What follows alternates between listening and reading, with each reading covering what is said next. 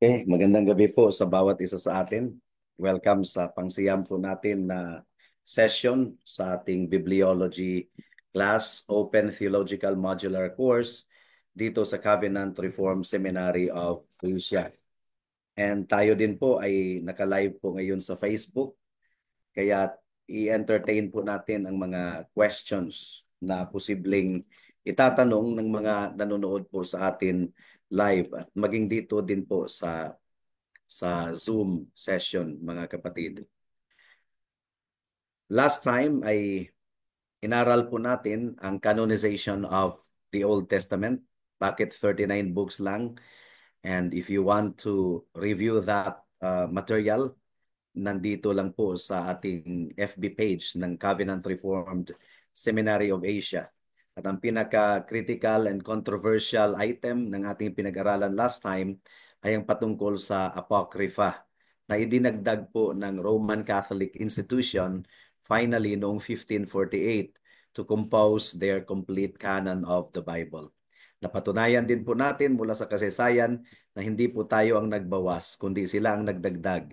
Kailangan nilang idagdag yung 6 na yon uh, in order to support the doctrine of purgatory and praying for the dead. Otherwise, kung hindi nila idadagdag yon, wala talagang support na makikita sila from other books of the Bible, the 66 books that we have. And it is really very dishonest to say that it was Martin Luther and the Protestants who subtracted from the original 72 books of the Bible. That's very dishonest. Ang Apocrypha ay nasulat po yan siya after Malakay during the 400 years of prophetic silence sa bansang Israel. But we have proven from history and even from internal evidence that prophecy stopped with Malakay at that time. After Malakay, silent na, and then nanumbalik ang pangungusap ng Panginoon sa atin sa pamamagitan ng writings ng mga apostles ng New Testament. So ito po ang ating pag-aaralan po ngayon. Bakit 27 books lang meron ang New Testament? Sino ang nag-decide kung anong books or aling books ang idadagdag or alin ang hindi kabilang sa 27? So sasagutin po natin 'yun. Was it because of the church na sila yung nag-decide, or the Christians in the course of time they recognized the voice of the Lord our God, the the God-breathed revelation na iniwan po niya sa atin. So, isi-share ko po ang presentation, and by the way, mag-pray po tayo. Hilingin po natin ang tulong po ng ating Panginoon sa ating pag-aaral ngayong gabi. Let's pray. O dear Heavenly Father, salamat sa pagkakataong ito na ipinagkaloob ninyo sa amin na mapag-aralan po namin ang canonization of the scriptures. And tonight, pag-aralan namin ang New Testament. Nawa ibuksan ninyo ang aming puso at isipan. Ma-handle namin ito ng maayos, ng walang pagsisinungaling, walang manipulation. Ang purong katotohanan lamang ang aming ibinabahagi. Tulungan ninyo kami at ang aming mga manunood na makita nila ang katotohanan. Kayo ang may akda ng inyong salita at kayo ang nag-iingat nito, nagpipreserve nito hanggang sa wakas ng panahon. Ang sabi ninyo, heaven and earth will pass away, but my words will never pass away. Help your servant tonight in proclaiming the truth. In Jesus' name we pray. Amen. Okay, share ko po ang ating screen presentation. So, uh, mag-focus po tayo ngayon sa Bagong Tipan, the New Testament. All right. Meron pong parable ang ating Panginoon, the parable of the wheat and the tares, that as soon as the wheat was sown, ang kaaway ay nag-sow din kaagad ng tares. Nag-sow din siya kaagad ng counterfeit. At kung makikita po niyo sa picture, Yan po ang picture ng tunay na trigo, hilaw pa, hindi pa yan magulang. Yan din ang picture ng tares, yung darnel na damo. 'Di ba meron po silang pagkakahawig? Kaya nga ang tao na hindi talaga trained na tumingin sa kanila ay talagang madadaya. Akalain niyang tunay na trigo pero tares pala. Hindi napapansin yan kaagad. Now what happened? What happened mga kapatid? Almost as soon as the New Testament letters were written, other people began to write gospels and letters as well. Nagumpisa din silang sumulat ng counterfeit. Well, doctrinally, alam po natin yan. Si Satanas, naghahasik talaga ng tares. And by the way, ang ating material ay mula sa Nothing But the Truth by Brian Edwards. So, naghahasik kaagad si Satanas ng false scripture. Ginamit niya yung mga iba't ibang tao na sumulat ng counterfeit scriptures. And sometimes, itong mga counterfeit na scriptures na ito, they tried to claim that these gospels and letters were really written by the apostles. Kaya meron tayong Acts of Paul. Meron tayong Acts of Paul eh. Meron din tayong Gospel of Thomas. So, kiniklaim ng mga writers na ito ng kanilang likha ay sinulat mismo ng mga apostles. But upon examining, iba. Ang tawag po sa kanila at that time was, ang tawag, pseudepigrapha. Okay, pseudepigrapha. Ang ibig sabihin ng pseudepigrapha, false writings. False writings. Some of the books of the Apocrypha were pseudepigraphal. Some of the books there. And so the early church was faced with false writers just as the Jews were. Kaya nga, totoo talaga yung sinabi ng ating Panginoon sa parable of the wheat and the tares. Hindi po nagtagal, nag-produce kaagad si Satanas ng counterfeit scriptures. So ano ba ang claim ng Roman Catholic institution? Now here is the Roman Catholic claim. The Roman Catholic Church, according to them, played a crucial role in determining which books belonged in the canon. So, di ba, kapag manunood kayo ng debate, ang number one nilang question, how do you know that Matthew wrote Matthew? How do you know that there are only 27 books in the New Testament? Di ba ang tradisyon, ang church ang nag-decide? So yun ang kanilang contention. The Roman Catholic institution gave us the Bible. It was the church that produced the Bible. So ito po yung Roman Catholic claim. The Roman Catholic Church played a crucial role in determining which books belonged in the Bible. Ang mga early Christians daw, according to them, lagyan po natin ng daw, nagdidebate daw sila kung anong text yung inspired by God, ano yung isasama. So pumasok ang Roman Catholic institution sa pamamagitan ng church councils and leaders over centuries, and they finally decided, they established the canon of both the Old and New Testaments. Yun po ang claim ng Roman Catholic institution. The church, sa pamamagitan ng monasteries and libraries, meticulously copied and preserved ancient manuscripts. That's the claim. And this ensured the survival of biblical texts through the centuries. Kaya, merong kasabay po yan na kung sino yung nag-produce ng Bible, siya yung merong authority to interpret the Bible. Kasi sila yung nag-produce, sila yung nag-decide, sila yung nagbigay daw sa atin ng Bible. Yun po ang kanilang claim. The Latin Vulgate, translated by Saint Jerome, became the standard Latin Bible for the Western Church. And this standardized version played a crucial role in shaping Roman Catholic theology and worship. Now, meron pang mga other claims. Merong mga other claims, especially binabato ng mga liberal scholars. Others go so far as to believe that it was little more than an accident. Accident lang daw which books finally formed our New Testament. Itong mga liberal scholars na ito magsasabi kahit alin man sa mga books na yun pwedeng isama sa New Testament. Kasi pareho lang naman yun lahat. So they believe that almost any of the books being written in those early days could have ended up in the Bible. Nangyari lang na natipuhan daw yung 27 books, kaya yun lang ang New Testament. Pero kahit saang mga books na yun, pwedeng isama sa New Testament.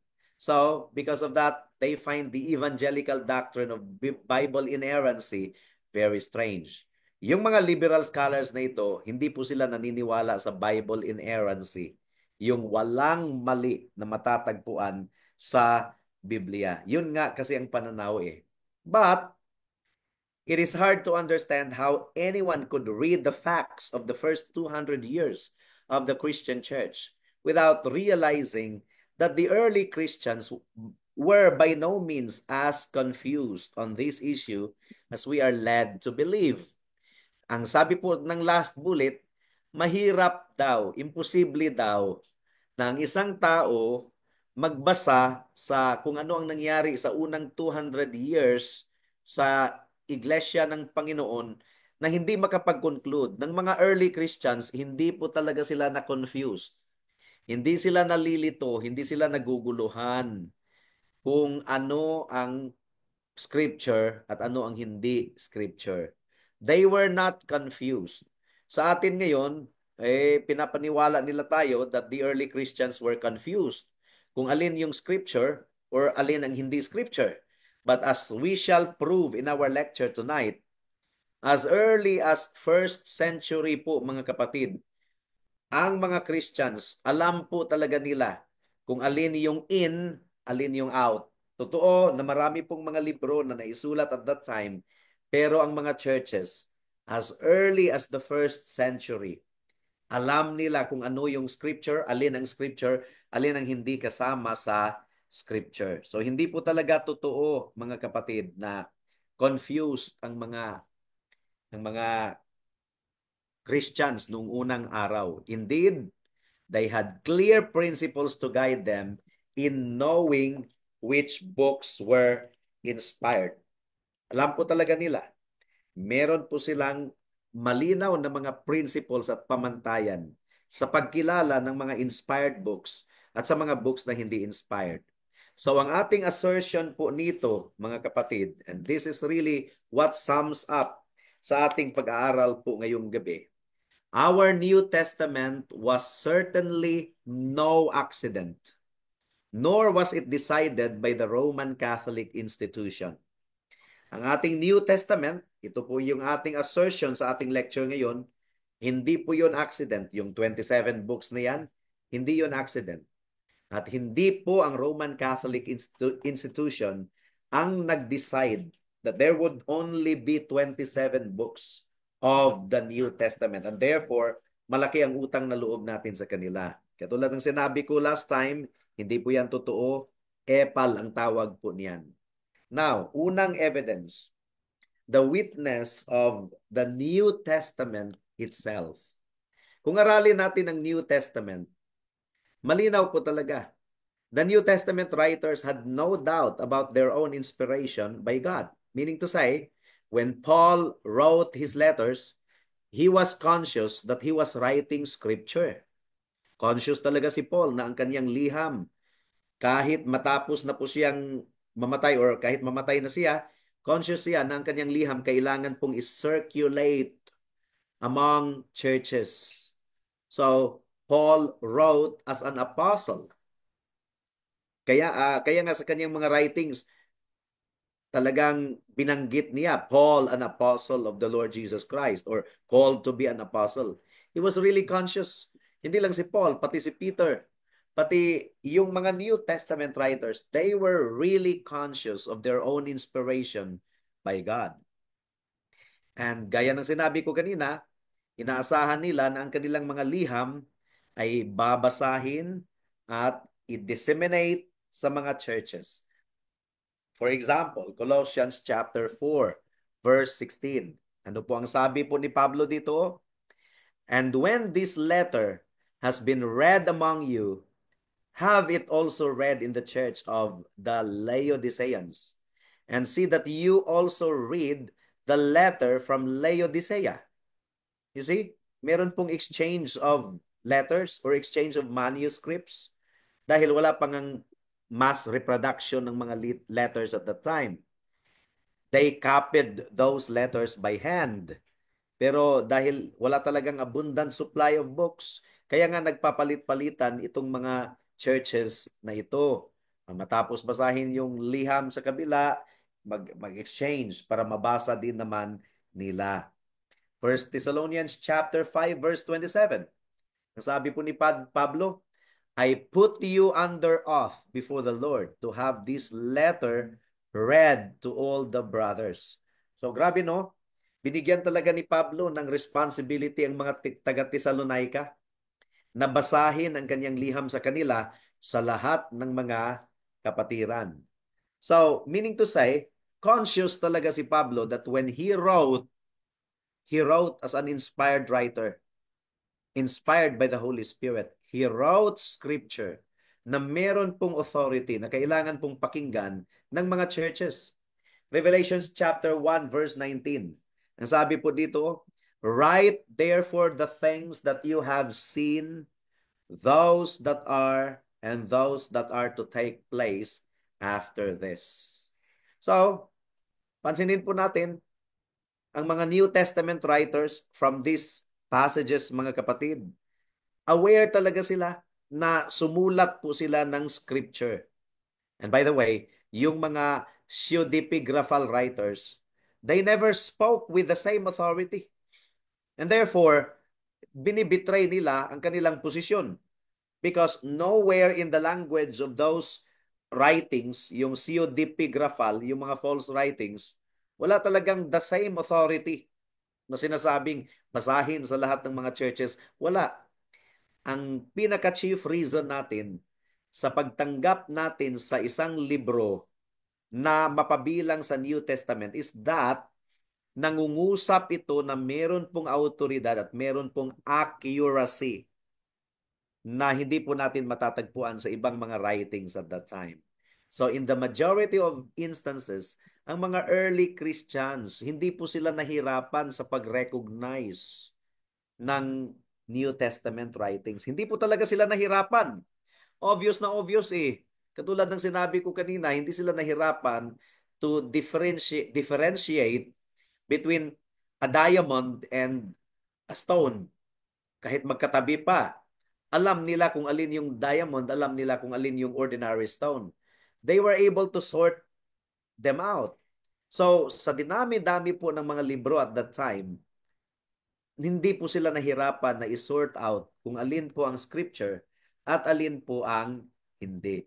Now, number one po na criteria sa pag-determine ng isang libro na mapabilang sa New Testament ay ang apostolicity. Ibig sabihin, it has to be written by an apostle or it has to be written by an apostolic assistant. It's either apostle or apostolic assistant or meron pong close contact with any apostle. Yun po ang anong tawag niyan? Yun po ang number one na criteria, apostolicity. The writers of the New Testament were apostolic. Gaya ng mga the Jewish test for the canon of the Old Testament. Ano yung test? Gaya ng napag-aralan natin last time. Yung test nila is kailangang isulat ito ni Moses or sulat ba ito ni Moses or sa mga propeta na kasunod ni Moses. Yun po yung test eh. So they had to be written by Moses or prophets after Moses. Ganun din po sa New Testament.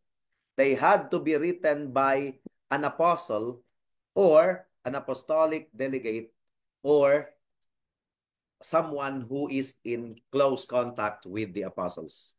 Now, pag sinabi po nating apostle, ang tinutukoy po dyan ay yung 13 apostles. Kasama na po doon si Paul.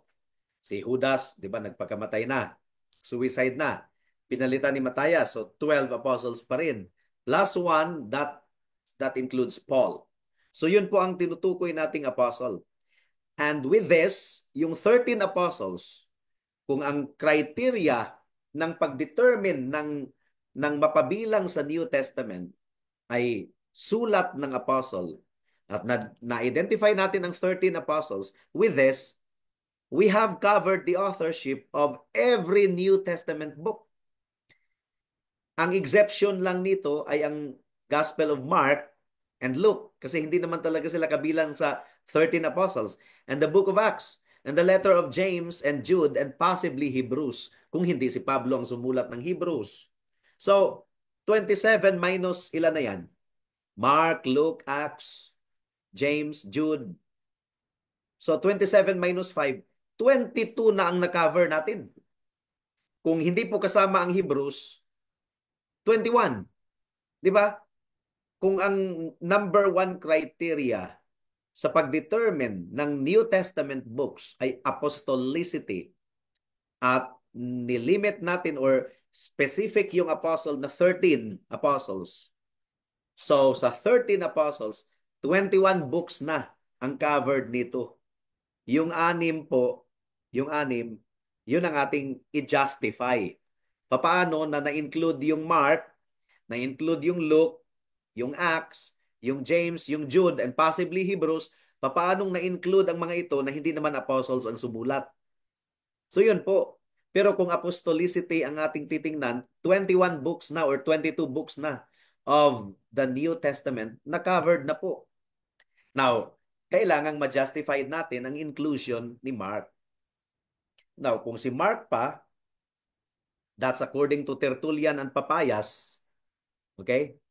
Papayas. At saka si Tertullian. Kung si Mark pa, sa mga libro na kanilang sinulat, sinabi talaga nila, it is known throughout history that Mark became an assistant of Peter. Si Mark daw, naging secretary or naging publisher daw ni Peter.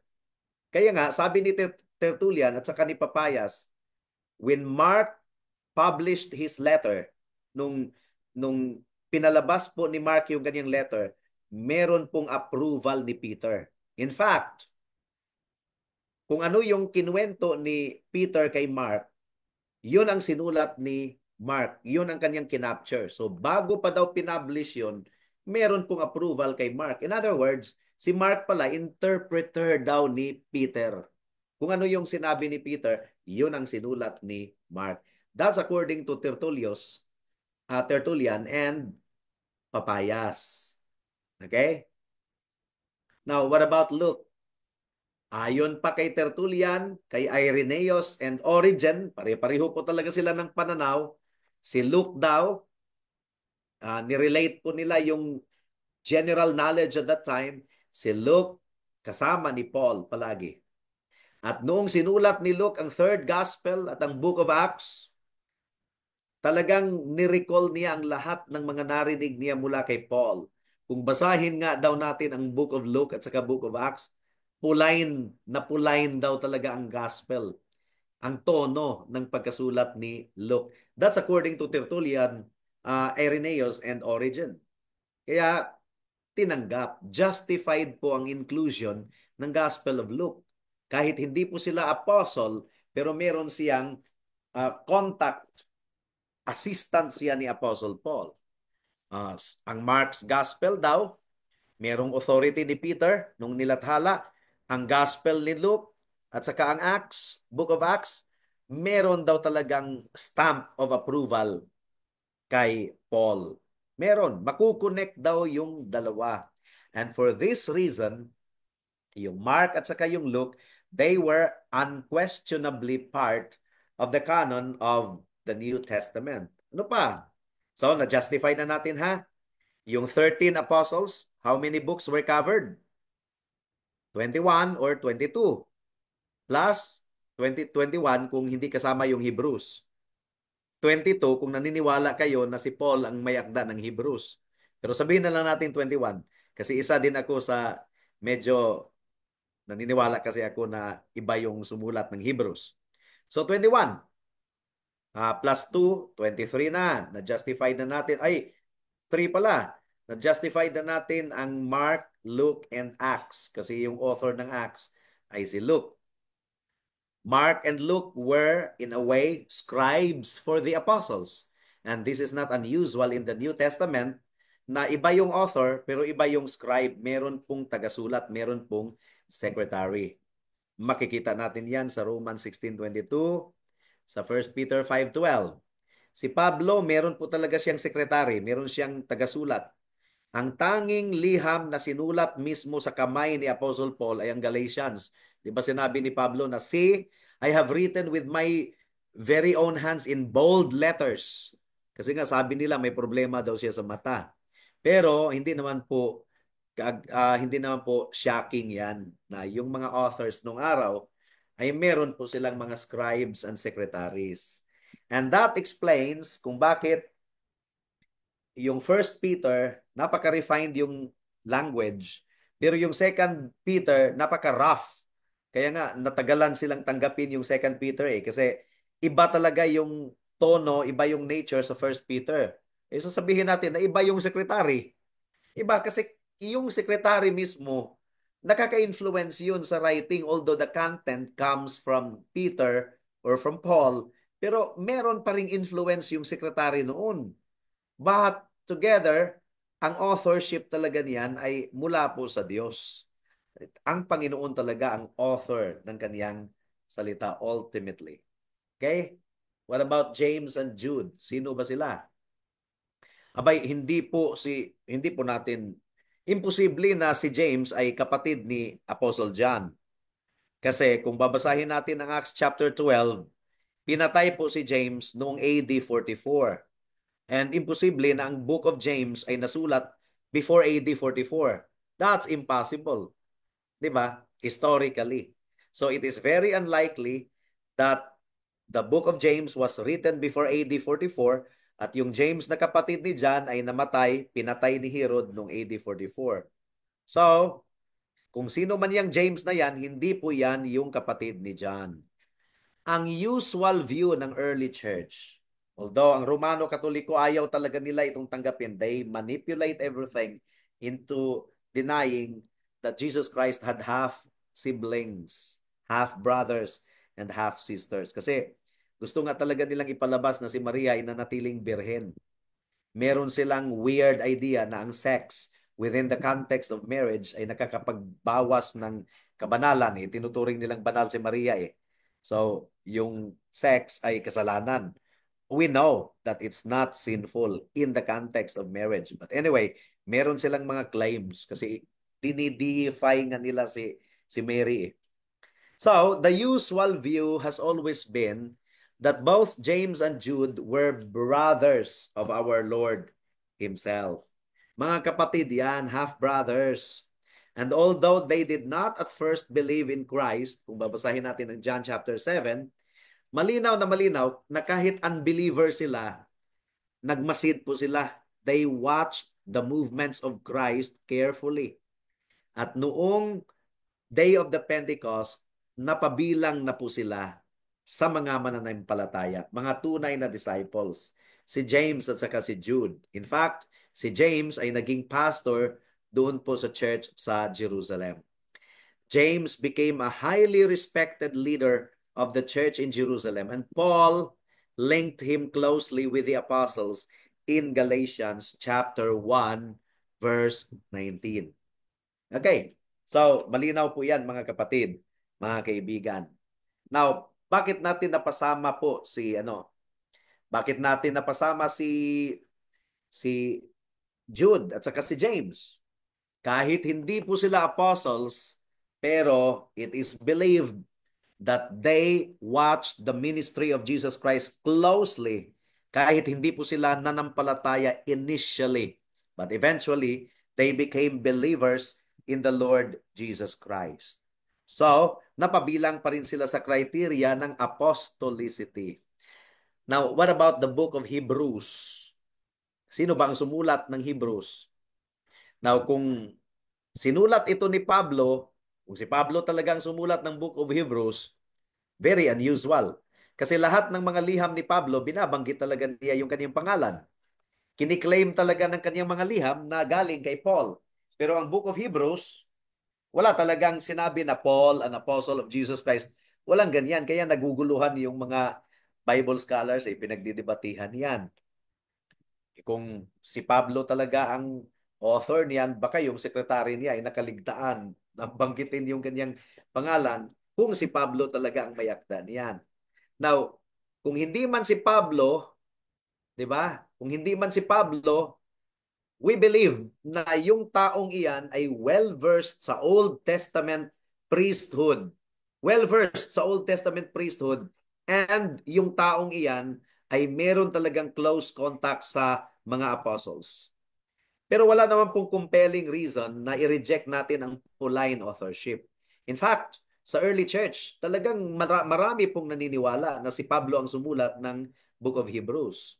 Majority of the first century believers accepted Paul to be the author. Kung sino man ang author, at ako po ay naniniwala na si Apollos po ang sumulat niyan, kung hindi man si Apollos, si Luke. Marami din pong naniniwala na si Luke ang author ng Hebrews. Pero in my case, I am inclined to believe that it was Apollos. So, but whoever the author was, malinaw po that he was really mighty in the scriptures, who might have been writing under the direction of an apostle, or was an eyewitness and companion of our Lord in the sense of Acts chapter 1, verse 21 hanggang sa 22. Mula nung baptism ni John hanggang sa umakyat si Kristo sa langit, kasama yung taong iyan. Okay? And all the 27 books na covered na po natin, all the 27 books of our New Testament meet this requirement.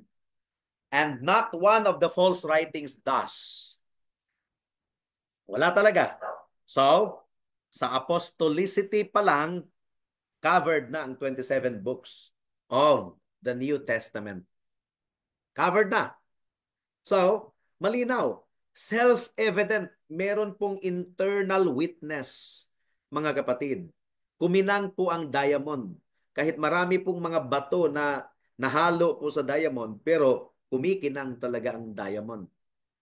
Nagre-reflect. Kung meron pong liwanag, nagre-reflect. Kumikinang ang diamond, kung ang ginto din. So, alam po natin yan.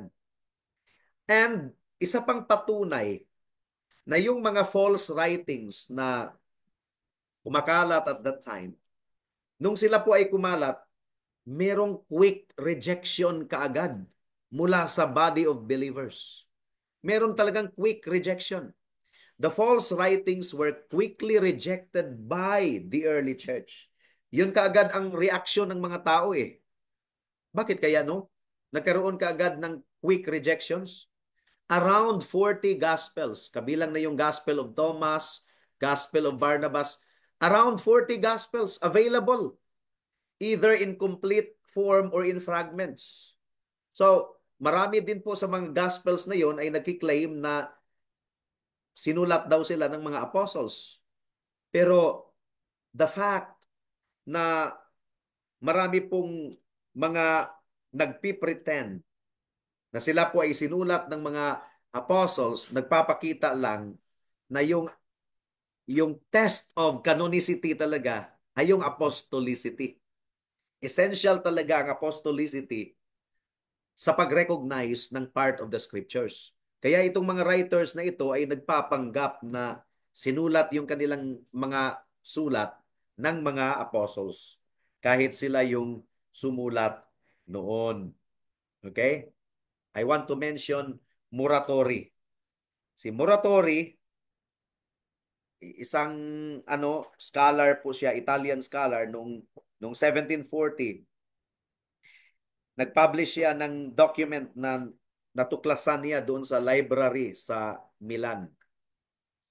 Ang document na kaniyang natuklasan ay isinulat in the middle of the 2nd century. So 100 AD plus. And ang mga document na natuklasan ni Muratori, naglalaman po ng New Testament books. New Testament books. And meron pong binanggit na Apocalypse of Peter, pero sinabi ng document na yon, it's not generally accepted. Meron pong footnote, it's not generally accepted. Ang Apocalypse of Peter. So alam talaga nila, uh, ang Muratorian Canon nagsasabi na hindi accepted yung Apocalypse of Peter, hindi daw pwedeng ipaghalo ang ang gall, ang apdo with honey. So, ang Muratorian Canon na produce ni natuklasan at that time, naglalaman ng mga documents at that time, ay talagang nagre-reject ng mga false writings.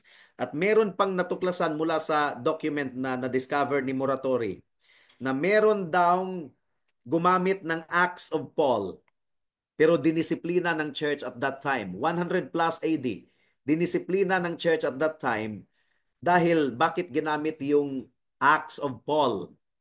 Acts of Paul, isa sa mga epigraphal writings na natuklasan at that time. Ang sagot nung gumamit noon, na church discipline po siya, dahil hangang-hanga daw siya kay Paul. You see, kahit ang early church nag-implement ng church discipline because somebody used a false writing, epigraphical writing. Di ba? At merong warning ang document na natuklasan ni Muratori against the use of false writings. Okay? Next. Kung aralin po natin itong mga hirap pong i-pronounce nga. Ano ba 'yon? Pseudepigrapha. Okay? Kung aralin po natin itong mga false gospels and letters na ito, at i-contrast po natin sa New Testament, yung 27, ay hindi po tayo mahihirapan na mag-conclude na iba talaga. Hindi tayo mahirapan na mag-conclude kung bakit yung mga early church leaders to the point na meron pang isang na church discipline dahil gumamit noon na church discipline. Hindi tayo mahirapan kung bakit. Kasi naglalaman talaga ng mga fanciful, obvious errors and obvious contrast. For example, meron doon na nagsasabi na si Jesus daw as a boy nag-curse. Ano ba sa Tagalog yung nag-curse? Sumpa ba? Nagmura. Nagmura daw si Jesus Christ as a boy. Minura daw niya yung isa pang bata na kalaro niya for interfering with his game. At nung minura daw ni Kristo, namatay yung bata. Siyempre, ano yan? Talagang fiction yan. Ano kayang motive nung author niyan kung bakit sinulat niyan yan yun? And that is inconsistent with the character of Jesus Christ. Kaya yung mga books na katulad ng ganyan, hindi po nahihirapan ng early church na i-reject yan. At meron pang isang libro na ang putik daw ay magically ginawa ni Jesus na sparrow and then naging living birds, iba't ibang mga ibon. So that's really ano. Kaya nga ni-reject kaagad ng mga early church leaders at early Christians itong mga false writings na ito. For example, ang Gospel of Thomas, kung babasahin po natin, pinatay daw ni Kristo ang isang Pharisee dahil na-spoiled daw yung kanyang laro, yung kanyang game. Parang adult version noong binanggit natin kanina. So, many details are hopelessly inaccurate. For example, when the forger of the letter of Herod obviously forgot, di ba merong letter of Herod, isa yan sa mga book, pero nakalimutan niya na yung Herod of the time of our Lord's birth was not the same man as Herod of his trial and crucifixion. Magkaibang Herod yun. Pero yung letter of Herod, na isa sa mga false writings na natagpuan at that time, walang distinction na ganun. Now, clarification lang po ha. Clarification. Hindi po lahat ng non-apostolic letters na naisulat during the first and second centuries at na ipapakalat sa mga churches, hindi po lahat ay false writing. Hindi nga lang apostolic writing, hindi po scripture, pero hindi po false writing ang lahat. Meron pong mga sound writings. Katulad ngayon ba, di ba may mga books written by authors like John MacArthur or James White. Hindi sila part of the scripture, pero hindi sila false writings. So at that time, hindi po lahat ng mga libro na naipakalat ay pseudepigrapha or false writing. For example, the Epistle of Barnabas, the Shepherd of Hermas, and the Didache. Di ba? Mga theological books, mga sound writings ito, pero non-apostolic, hindi po sila napasama sa scripture. At wala din po silang authority na katulad ng 27 books of the New Testament. Okay? For example, yung testimony ng mga early church leaders.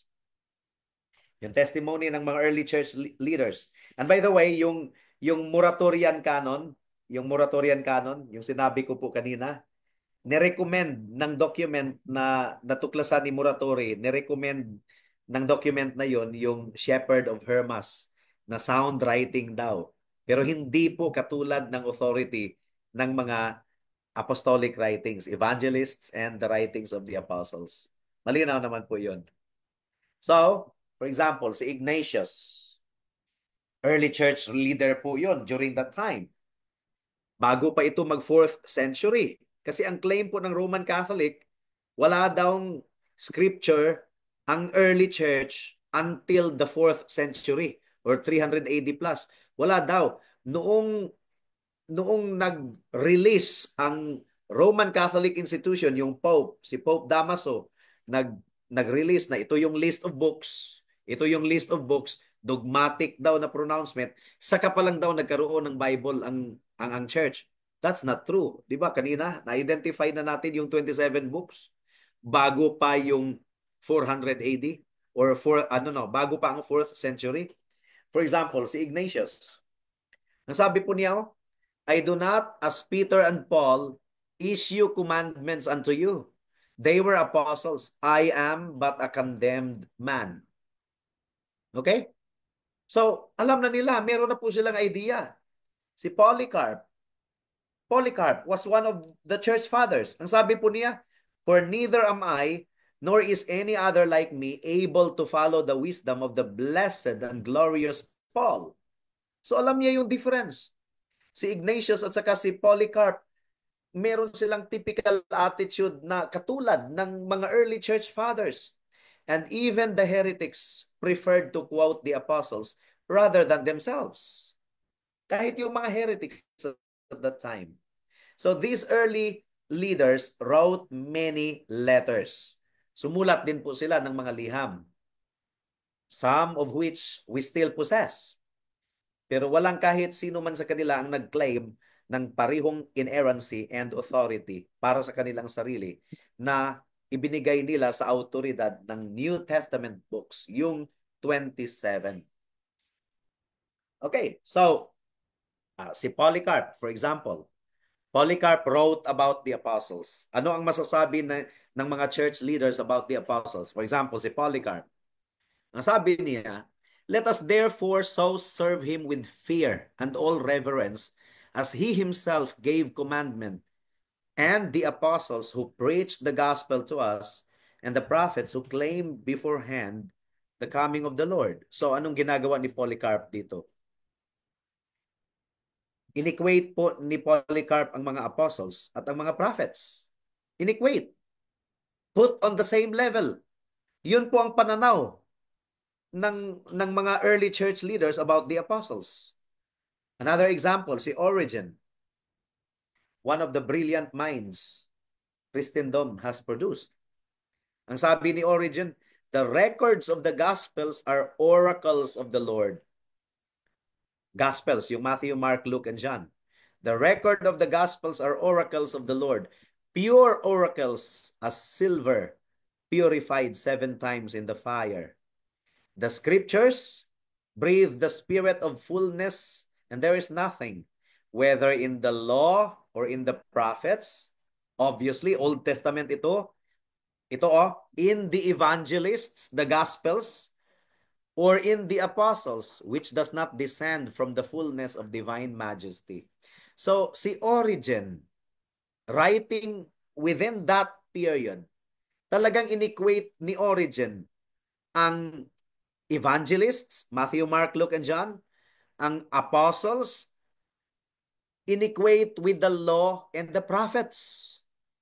Yan po ang understanding ng early Christian leaders.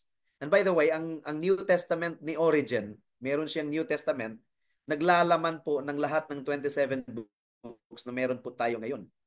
When he wrote that statement of his, meron po siyang hawak na New Testament, 27 books na din po. Now, si Clement of Alexandria, ito yung kanyang sinabi, oh, there is no discord between the law and the gospel, but harmony, for they both proceed from the same author.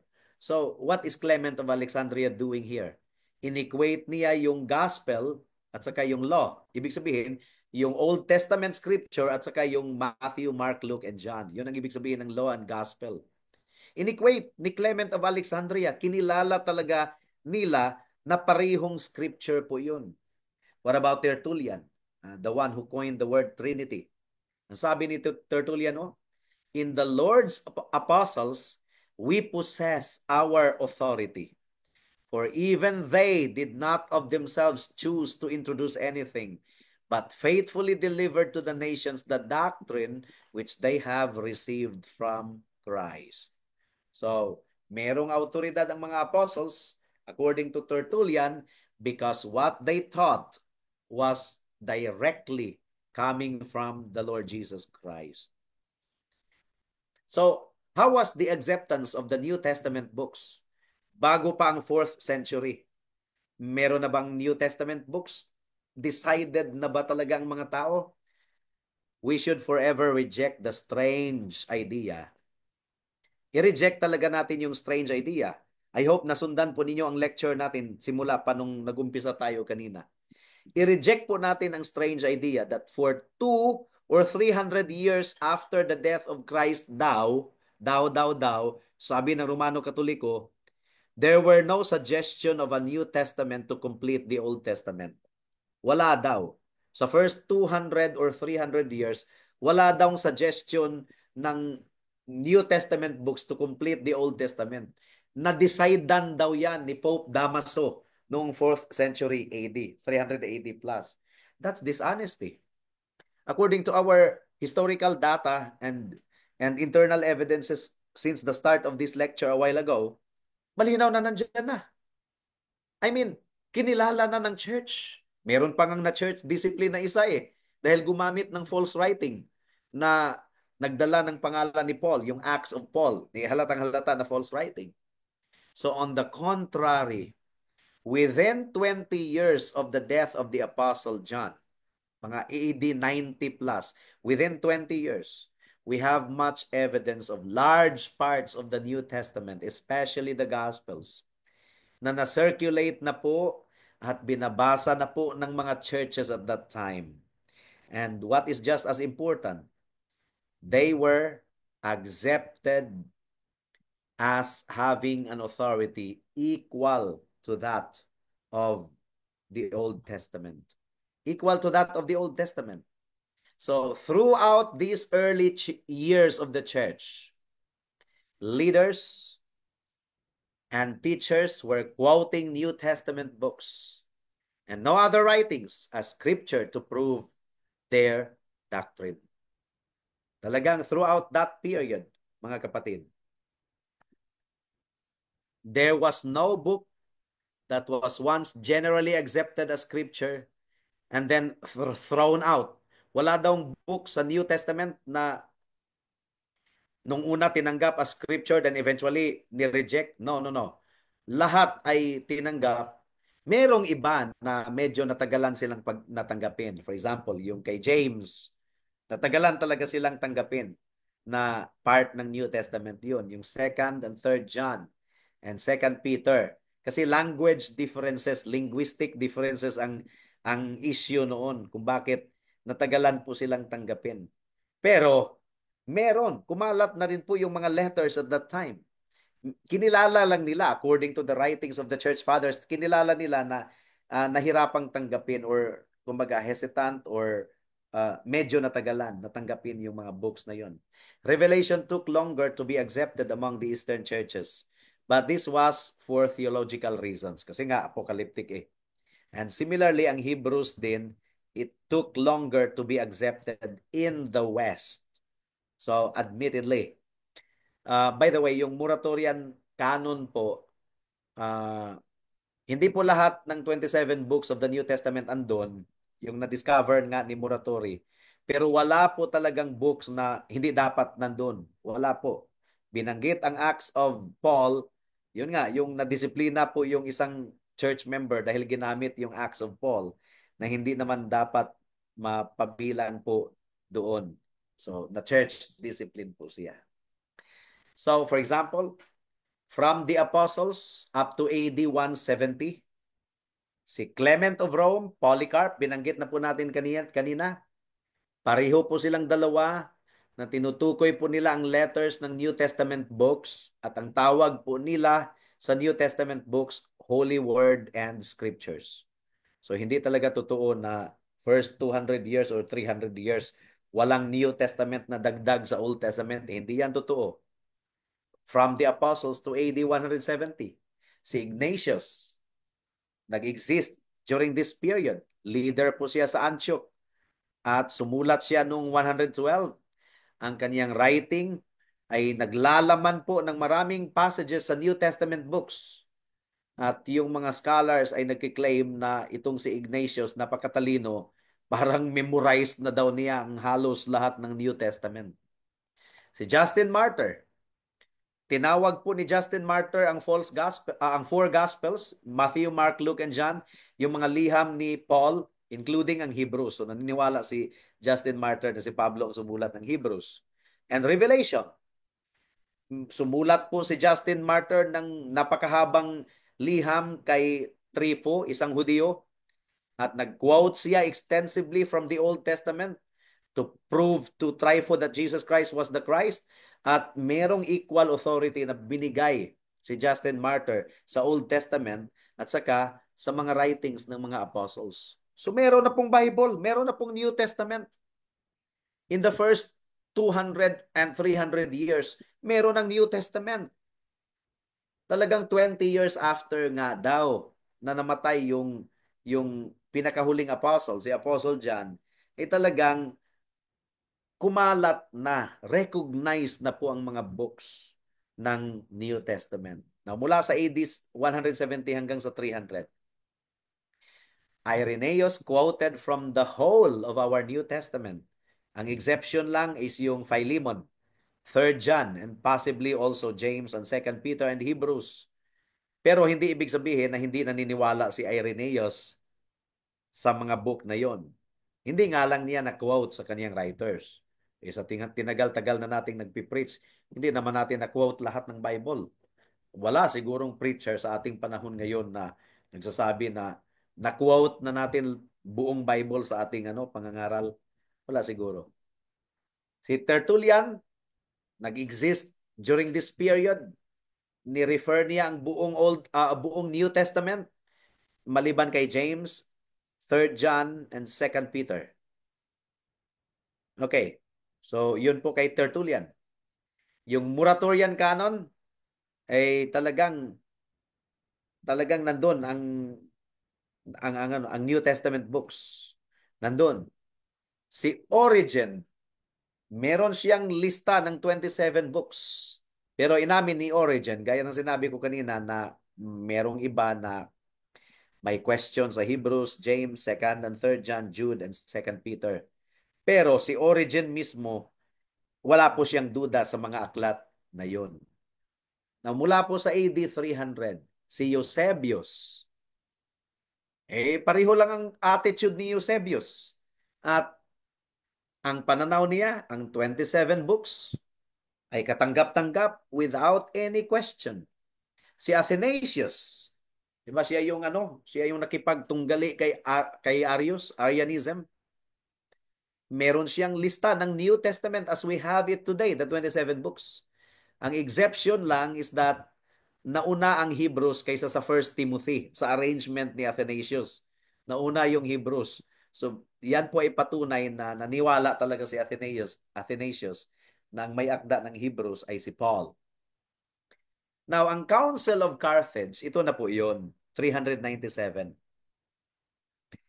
All the New Testament books were placed in our present order. But remember, hindi po ang Council of Carthage ang nag-decide. Remember, Hindi po ang Roman Catholic institution ang nag-decide. Remember, this Council of Carthage did not decide upon the New Testament. It simply recognized what had been accepted by the church with a growing conviction over the previous 300 years. So sana po ay malinaw po yan. Yung Council of Carthage, hindi yan ang pasimuno kung bakit meron tayong 27 books. Yun ang sinasabi ng Romano Katoliko. Hindi ang Council of Carthage ang nagpasimuno. The Council of Carthage did not decide upon the New Testament. It simply recognized what had been accepted by the church with a growing conviction over the previous 300 years. So sana nakuha po ninyo yung argumento po, mga kapatid. So ang conclusion po natin, our acceptance of the New Testament does not depend upon the decision of the church or a council of bishops. Hindi po. It does not therefore depend upon the judgment of men. Men doesn't make diamonds. Men recognize the diamonds. Scripture is its own witness, and the early church leaders generally recognized this. Bakit nire-recognize ng church? Kasi ang sabi po ng John 10:27, my sheep hear my voice, and I know them, and they follow me. Kaya na-recognize nila kung alin ang scripture, alin ang hindi scripture. At patuloy natin kinikilala yan sa ating kapanahunan ngayon. Dito po nagwawakas ang ating pag-aaral sa Canon of the Scriptures Part 2 ng New Testament. Magandang gabi po sa ating lahat. Okay, dumako na po tayo sa ating mga questions. Magandang gabi sa mga nanonood sa atin sa Facebook. Teves Marlo, mayang gabi po. Aaron Bonifacio, sana po may nakapansin ng comment ko. Ano ba yung comment? Baka hindi ko na napansin. Kasi tumatakbo din pala yung comment ng Facebook eh. Anyway, sana ay mai-type yun ulit. And magandang gabi po. Iwan ko po lang itong tanong na ito. Ano yun? Anong tanong? Okay. May nag-exist na po bang true church before Luther, Calvin, etc.? Yes, yes. Yes, hindi lang natin alam. May remnant talaga na ano. Meron talagang mga tunay na mananampalataya sa lahat ng henerasyon. Hindi nawawalan ang Panginoon ng mga tupa. Kaso, ang dishonest Roman Catholic institution, kumbaga, credit grabbing eh. Inangkin nila na Romano Katoliko mga Katoliko daw lahat ng mga Christians at that time. Katoliko, yes, pero hindi Romano. Romano, West lang yun eh. Tunay na mga disciples, yes. May nag-exist na po bang true church before Luther, Calvin, etc.? Yes, yes. At kung ang sagot po ninyo ay meron, ano pong business ni Luther at bakit nagtayo pa siya ng Reformation Church kung may true church na pala na nag-exist na, hindi lalabas na po na counterfeit church ang itinayo niya? Not necessarily. Hindi siya, hindi, ang itong mga questions na ito kasi, ang presupposition ng question na ito is ang church is to be defined in terms of group or denomination. Yun ang presupposition that the church is to be defined in terms of structure, group, denomination. Kung babasahin po natin sa Biblia, ang church ay hindi po organization per se. Ang church po ay isang community of true believers in the Lord Jesus Christ. True believers in the Lord Jesus Christ. Hindi po ito in terms of denomination or sect or group. Oo. True believers po ang church. Yan po ang Yan po. For example, ang kanilang tanong kasi is anong pangalan ng church? Kasi ang assumption nila nahihiya tayong banggitin ang pangalan ng ating church. So anong pangalan ng church? Sabi ko, Herald of Grace, Covenant Bible Church of Cavite. Sinong founder ng church ninyo? Si Jesus Christ. Pero ginamit ni Jesus Christ yung mga human preachers and human missionaries to plant the church. Kasi hanggang ngayon, nagpapatuloy naman ang ating Panginoon sa pagtatanim ng church sa bawat dako. So, ganun yun. Na Sabihin nila na mas matanda pa ang Ajinomoto sa ano yung local church, yes, yung local church mas matanda pa nga ang Ajinomoto. Yung church natin na umpisahan 2008 dito sa Dasmariñas.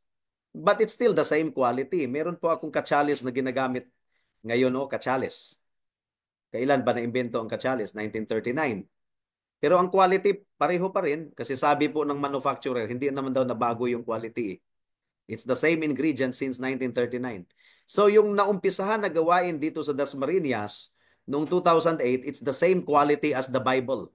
Kung babasahin ninyo ang Bible at i-match sa church natin, it's the same quality. Diba? So, uh, meron ng tunay na church na nag-exist before Luther. Pero hindi po Romano Katoliko, hindi po nawawala ng tunay na tupa ang nagkaroon lang ng Romano Katoliko nung naghiwalay ang East at saka ang West eh. Nagkaroon ng Great Schism. Yung mas marami nung araw, yung mas marami yung East, naging Eastern Orthodox. Yung mas lesser pero eventually naging pinakamarami na ay yung West na naging Roman Catholic Church. Now, kanya-kanya po silang claim. Kaya nga, balik po tayo sa Bible. Balik po tayo sa Bible kasi pareho pong nasintunado ang East at saka West eh. Pareho po silang lumihis ng landas. So balik po talaga tayo sa Bible. Nasa Bible po ang tunay na church. Aralin po natin ang tunay na church.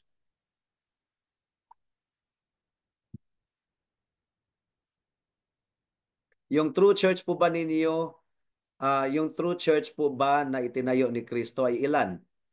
Okay. Ang presupposition pa rin nito is yung church ay isang grupo o isang denomination lang. Now, ang church kasi, ito po ay isang community ng tunay na mananampalataya na itinanim ng Panginoon sa iba't ibang lugar na si Kristo po ang head. Ayun. Marami pong local church all over the world. Hindi lang naman tayo ang tunay na church. Marami pa pong mga tunay na church na hindi lang natin alam. As long as they follow what the Bible says, they follow the right gospel, they follow the right salvation, they belong to the true church of Christ. Regardless of their denomination or organizational group or Baptist ba yan sila or Presbyterian or independent churches, as long as they preach the right gospel and they preach the right salvation, sila po ay kabilang sa church.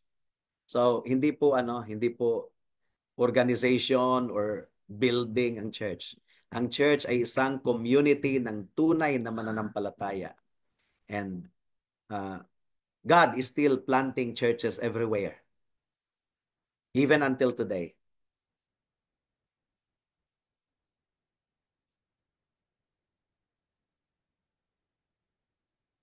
So ang true church ay tao, hindi yan organization, hindi yan grupo.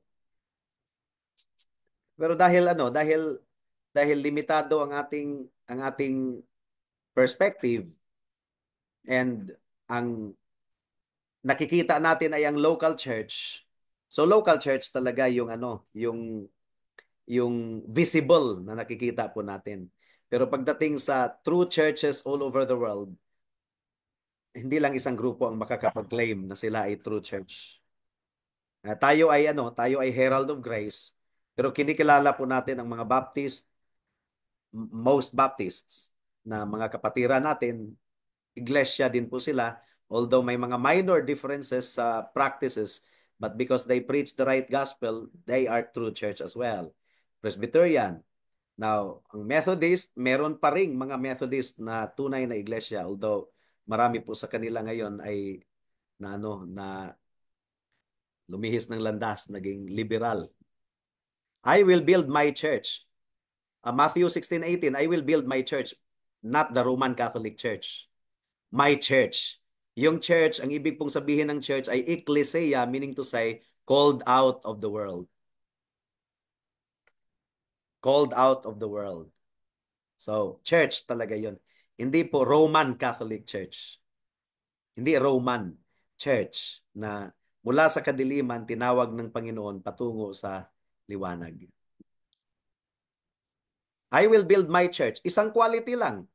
Kahit ang Kachales ay na-manufacture 2024, na-manufacture siya ng noong 1970, isang produkto lang. Isang quality yan lang. So kahit yung church na yan ay natayo sa lugar na ito, iba yung ginamit ng Panginoon, pero it's the same gospel na pinipreach. Ilan po yan? Isa lang ang church. Isa lang talaga ang church.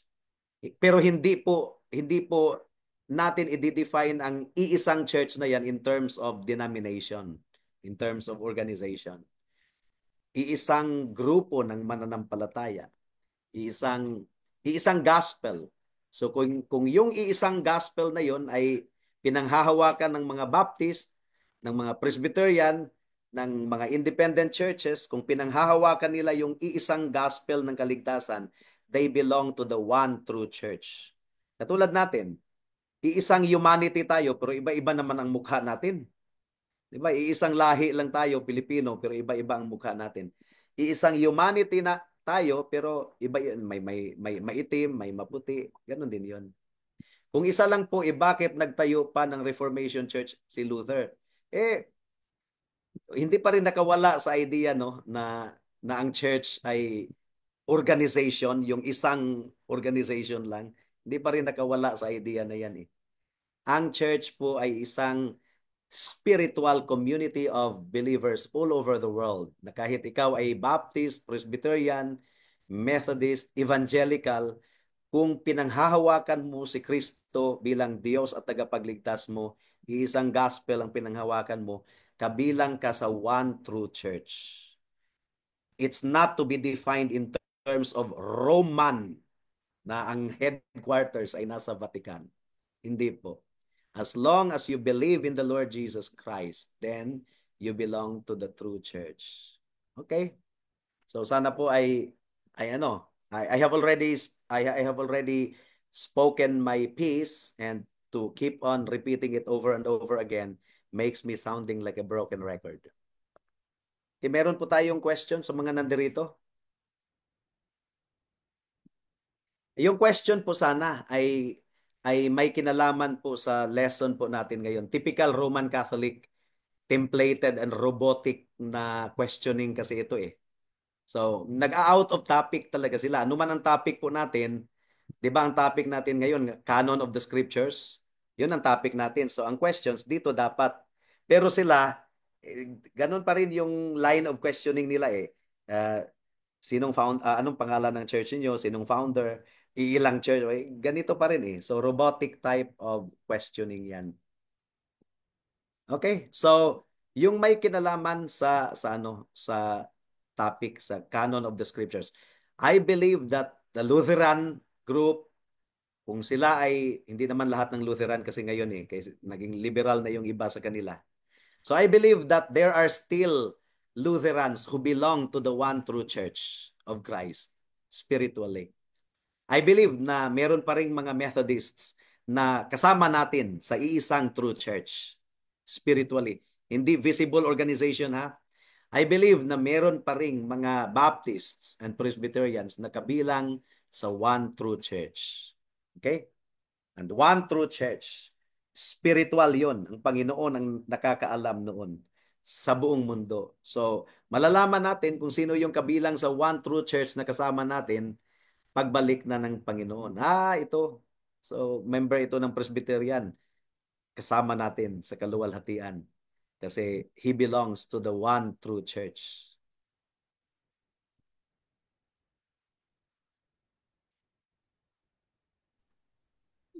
Good evening po, Pas. Brother Pablo? Ako, yung Hebrew po talaga na unknown po talaga yung ano no, yung author. Ang mga early Christians, ang majority of them, many of them really believe na si Pablo ang may akda. Pero syempre, merong iba din na hindi naniniwala ni si Pablo kasi nga hindi kasi typical. Ang typical kasi na letter ni Pablo, ini-introduce talaga niya yung kanyang pangalan, binabanggit. Wala kasing wala kasing pangalan eh, 'di ba? So, kaya on that basis, ay merong mga nagfo-forward na baka si Luke. Luke is a strong candidate also. And Apollos is also a strong candidate. So whoever wrote Hebrews, malinaw na siya po ay in contact with an apostle. Siya po ay mighty in the scriptures. Meron pong uh, background sa Levitical priesthood. Thank you po, Pas.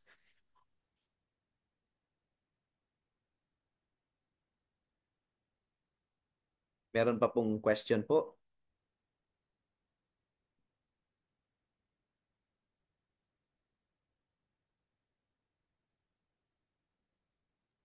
Pastor, may nabasa kasi ako na si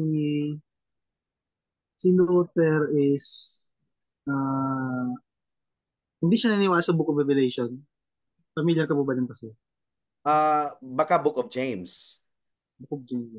Baka Book of James. Si Luther, he Meron had po sa difficulty. meron po sa meron kilalang tao basta pastor na ano na hindi siya naniniwala sa Book of Revelation. Well, maunawaan natin kasi historically, isa ang Book of Revelation na medyo matagal natanggap during the first 170 years. Meron ng mga writings talaga, katulad ng presentation natin kanina, na some had doubts, but eventually it found its way into the canon. So yung Council of Carthage, hindi po yun ang nag-decide. Ni-recognize na lang ng Council of Carthage ang mga nauna ng pananaw or recognition ng mga Christians in the first 300 years. And by the way, lahat po ng mga theologians ay meron pong mga lapses, mga fallbacks. There's no such thing as perfect theologian. And Luther was far from perfect, but he was our brother in the Lord. Agree ako doon pa, si Luther hindi niya tinanggap yung Book of James because of the issue ng soteriology. Book of James, ang talagang nahirapan siyang tanggapin 'yon. Tinawag nga niyang strawy. Dahil lahat naman tayo ay meron pong mga kahinaan and pagkukulang. Pero wala po talagang historical record na tinanggal po niya ang James mula sa canon ng New Testament. Tinawag nga lang niyang strawy. Alam naman natin ang kanyang pinanggalingan. He came from the Roman Catholic Church. So, very strong. And 'di ba James 2:24, 'yun ang hindi pa na-systematize yung soteriology at that time. James 2:24, faith without action is dead. O you see, 'di ba? Kabilang talaga yung good works sa salvation. Ganun kaagad yung mentality. Galing siya sa Roman Catholic. So, salamat sa Panginoon dahil sa mas maliwanag na pagkaunawa na ipinagkaloob niya sa atin. Ang true church po ay one. Ay di one, syempre, we belong to the one true church. One gospel, di ba? One gospel, one Lord. Wala nang iba. Holy, banal. Walang kabanalan sa mga pari na nangre-rape ng altar boys. Catholic, yes, universal. Universal talaga. Catholic but not Roman. Not Roman na Catholic lang. So, wala pong kabanalan sa isang grupo na sa lahat ng henerasyon ay talagang meron pong mga skandal sa loob ng kumbento. And apostolic, may connection sa mga apostles. Ang ating teaching ay galing po sa apostolic writings, sa Bible. So we have connection. We can claim connection with the apostles if we follow the writings of the apostles. So hindi yung sabi-sabi, hindi yung claim-claim lang. The writings of the apostles. So our church is apostolic because we follow the writings of the apostles.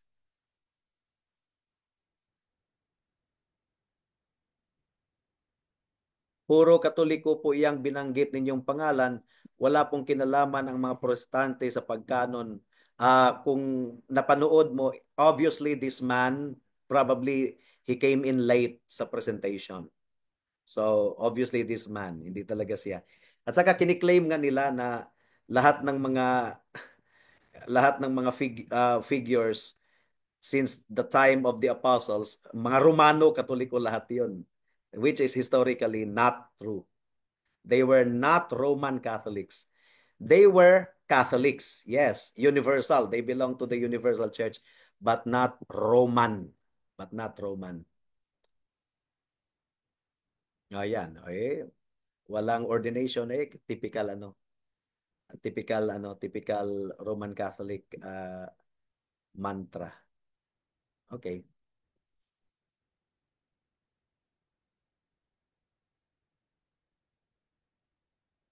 Meron pa po tayong question.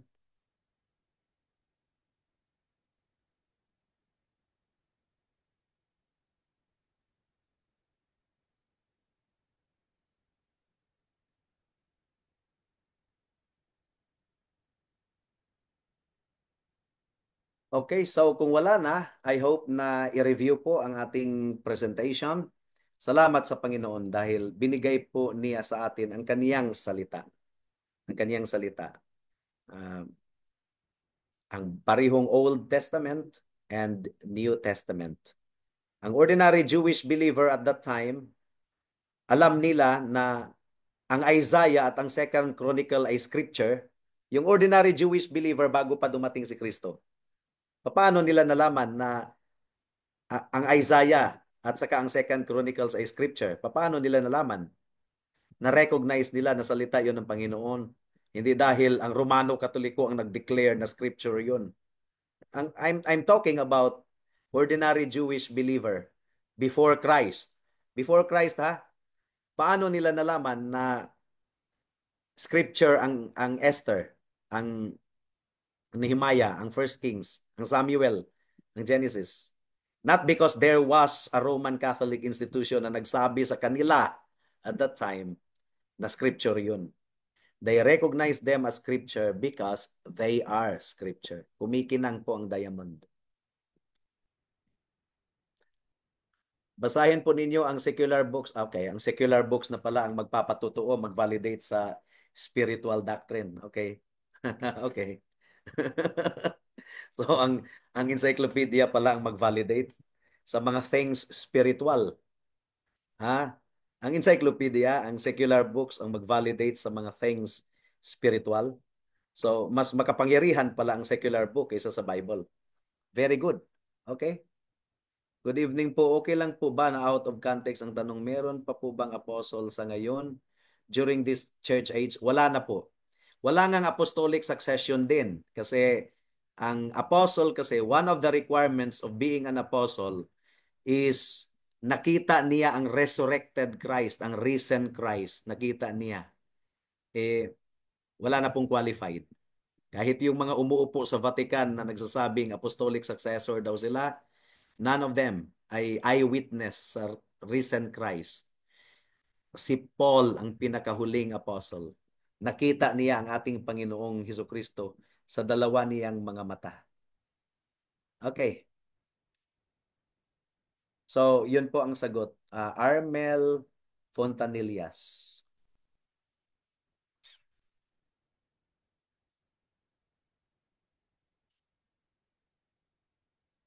Si Tertullian, si Justin Martyr, hindi po sila Romano Katoliko. Hindi sila Romano. They were Catholics but not Roman. So, ang ginawa kasi ng Romano Katoliko, inangkin nila lahat. Yung mga Eastern 'yon, mga Eastern believers 'yon. Mas may karapatan pa nga ang Eastern Orthodox na mag-angkin sa kanila. Di ba? Mas may karapatan ang Eastern Orthodox kasi mas nauna naman talaga ang East kaysa sa West. So, yun nga kumaga kung sa politicians pa ngayon, epal, credit grabber. Si Tertullian nga ay hindi tinanggap ng Roman Catholic as a church father. So, tapos ngayon, aangkinin nila na yung sila Origen, sila Clement of Alexandria, hindi sila mga Roman. They were Eastern people. Ang Eastern Orthodox nga ang may karapatan na mag-angkin sa mga iyon. They were Christians, they were Catholics, but not Roman Catholic. So, tandaan po natin yan.